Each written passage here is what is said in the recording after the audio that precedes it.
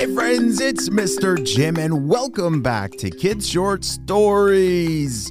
Hey friends, did you know that Storybutton makes it so much easier to listen to my podcast and some really other great kids podcasts and audiobooks? So have your parents check down in the show notes below and visit storybutton.com to learn more. Storybutton is my invention with my goal to make it easier for you to listen to great audio content made just for you. So you can listen to Kid Short Stories, Biology Squad, Kids Animal Stories, Bedtime Stories, all this and more streaming on Storybutton without having to use your parents' phone or a tablet. Well, friends, are you ready for today's adventure? Me too, let's go!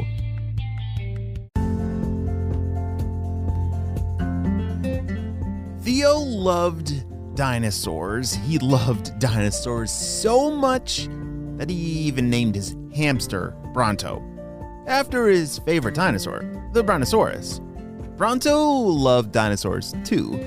He loved to look at Theo's dinosaur books and watched as Theo played with his dinosaur toys.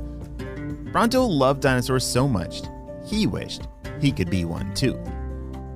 I really want to be a real brontosaurus, Bronto announced to the family dog, Roxy. Theo wasn't allowed to name the family dog, and Bronto thought he was missing out by not having a cool dino name like his. Why would you want to do that? Roxy asked. Then you'd be too big to run on your wheel or ride around in Theo's pocket. but if I were a real dinosaur, then I wouldn't need to ride in Theo's pocket. He could ride around on me, replied Bronto. Yes. If you run on that wheel fast enough, maybe you'll open up a portal back to the land of dinosaurs. She laughed and walked out of Theo's room. But Bronto wasn't discouraged. Even though Roxy the dog was laughing, maybe she was right. So Bronto picked up speed on his wheel. He ran as fast as his little feet would carry him, and then pushed himself even harder. Suddenly, a shimmery purple appeared in the middle of his wheel. What is that? Asked Bronto. He ran faster, and the purple shimmer grew larger. It kept growing wider and wider until it was about to swallow the wheel Bronto was running on. Roxy! Hey, Roxy, I did it! Bronto shouted. He saw the dog's white muzzle peek through the doorway just before the purple shimmer grew again and swallowed up the whole wheel. Whoa! Shouted Bronto as the wheels spun him through time. Images flew past him until he saw images of dinosaurs all around him. He began to slow down to get a better look. When he did, even more dinosaurs came into view. He could also see the green of the ground and the blue of the sky. Volcanoes were smoking out in the distance, and pits of tar were visible around the landscape. Bronto stepped off his wheel and, alarmed to see that he was now face to face with a real live Brontosaurus. Did I really do it? Did I travel through a portal and back to the time of the dinosaurs? He jumped up and down and heard a booming sound like thunder that caused him to jump again. Oh, easy there, fella. Don't want to shake down the whole forest, said the Brontosaurus next to him. How could I do that? I'm just a hamster. Laughed Bronto. Then he asked, why are you so small? You're supposed to be the biggest dinosaur around. The Brontosaurus frowned. I don't know what a hamster is, but you are definitely not one.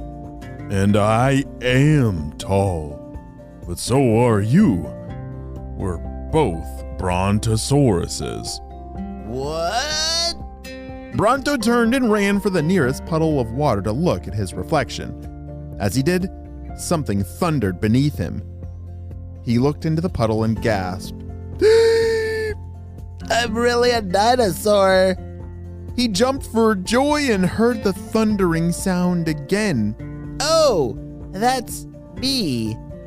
Bronto stomped his giant dinosaur feet again and watched the trees all shake around him. Be careful!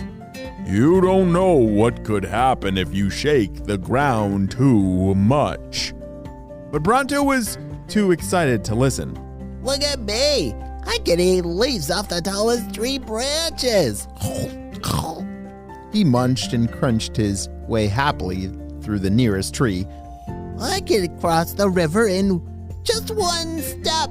He shouted happily while stepping over the river. Watch me do it again. Bronto leaped back and forth over the river, shaking the ground, the trees, and everything around. Stop stomping! The Brontosaurus warned him again, but it was too late. All of Bronto's stomping had shook up. Oh dear, the volcano! And it was waking up. The volcano rumbled and thundered through the air. The volcano's going to erupt! Shouted the Brontosaurus. Uh-oh. Bronto looked around frantically for a place to hide and spotted his wheel. Passing through the portal must have made his wheel bigger too, because it was ginormous. I have an idea. Follow me. The two stomped toward the wheel. Jump on. Once they were both on, Bronto gave the last direction. Run as fast as you can. The two dinosaurs did just that.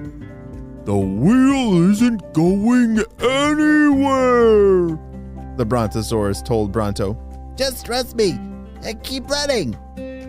They kept running and running and running until the purple shimmer appeared in the middle of the wheel. In the distance, lava began spewing angrily from the volcano. Keep running. Bronto assured the scared Brontosaurus. They ran and the purple shimmer continued to grow. The volcano shot hot lava into the air just as the purple shimmer grew large enough to swallow the wheel whole. They ran back through time until Bronto saw Theo's bedroom. Here, slow down. He called out. The wheel slowed down and began to shrink. The Brontosaurus was thrown from it, and Bronto fell back into his cage. He saw Roxy, the dog, in the corner of the room, with her doggy jaw open in shock. Is that? Did you? Roxy stammered, unable to get the words out. Bronto sat in his shavings and smiled. Yep, I just traveled back in time. I was a dinosaur. He forgot all about the Brontosaurus until he heard things smashing in the room. The Brontosaurus was squished inside the bedroom, its tail sticking out the open window, its head sticking through Theo's open door. Then Bronto heard footsteps approaching. Uh-oh, Bronto said right before he heard Theo's voice from the hallway. Ah! What is this? A real Brontosaurus in my room? Cool. Wow, that may be the end of our story, but holy smokes. Can you imagine a real dinosaur being dropped into your bedroom? Wow, I bet there's some incredible things waiting ahead in this family's house. The end.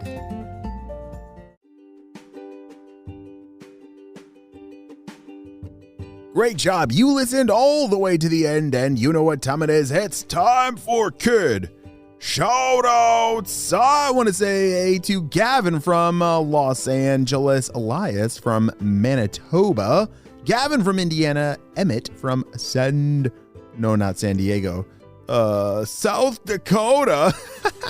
Emerson and Everett from Minnesota. Ian from Nova Scotia. And Carter from Prince George, Canada. I'm so glad that you're all on our Kid Short Stories family. We could not have this much fun with imagination without you, my friends. Well, you have a super duper day, and I'll see you on our next adventure. Bye!